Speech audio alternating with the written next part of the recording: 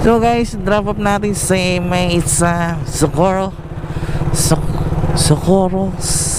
Barangay Socorro guys. So magsimula na yung planner. Buti naalala ni nasabihan ako ni isang grab rider kakapwa kong grab rider na kuhanan ng planner. Hindi ko ni-expect Wednesday pala ngayon guys, kuhanan ng planner ng QC. Platinum tayo, mabilis tayo makakuha ng planner. Kaya nga i-maintain ko tong ganitong platinum kasi guys, ang pakahirap ng kumuha ng planner pag member ka tsaka silver. Kailangan mo magabang ng alas 9.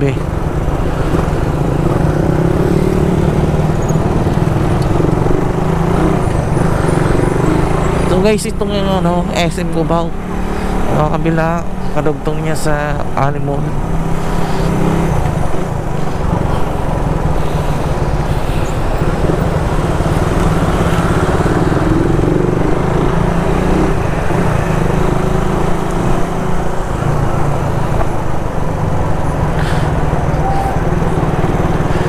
Next week biyahe tayo ng may biyahe tayo ng 12 to 3 na natin bumiyahe kasi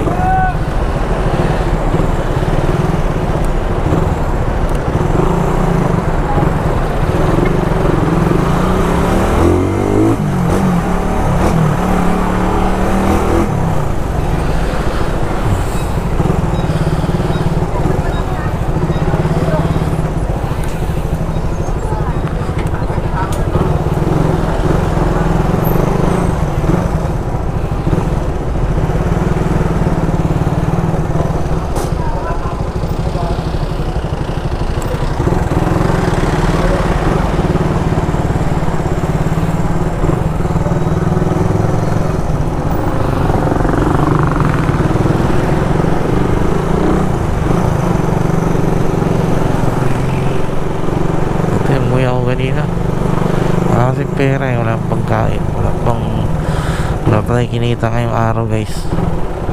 Kahapon wala rin. Kailangan ng magsipag, kailangan lumabas maaga tapos uwi alas 3 daling araw. Gawin ko ang gabing ginawa ko dati, puyat na puyat, biyahe na lang kasi next week guys mag-apply na ako trabaho or abroad na ma-apply ko guys.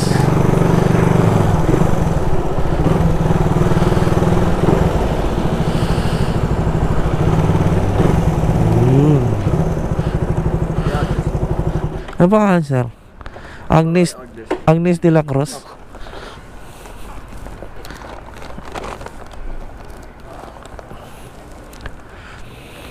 Thank you.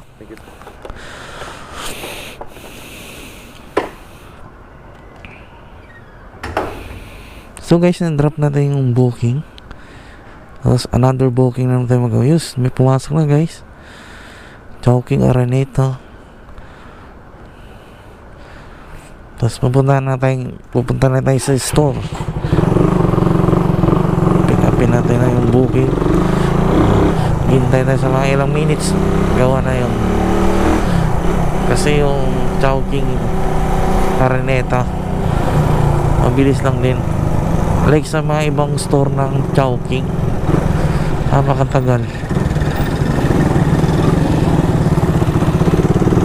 ETF Center.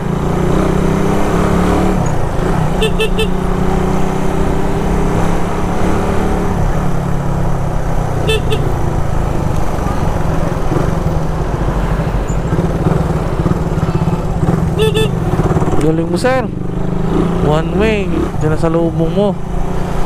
Wala kang pang helmet. Wala mga tao dito, walang pakailan. Pag one way talaga ang sinasalubong nila talaga. Hindi na nahuhuli sa mga barangay ditong enforcer Pasaway talaga sa daan. Walang pang helmet, sasalubungin ka pa. Nakakadisgrasya ng mga ganyang bagay. Tipong hindi ka makadisgrasya, disgrasya ka pa. Alam, mga ganyan, okay na sana kung disgrasya ka, bayaran ka, wala rin pera, naku, nga.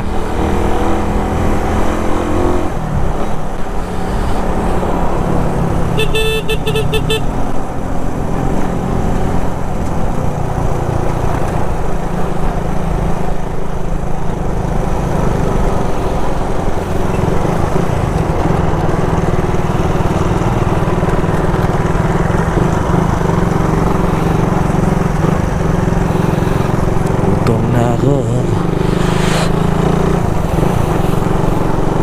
Tayat talaga.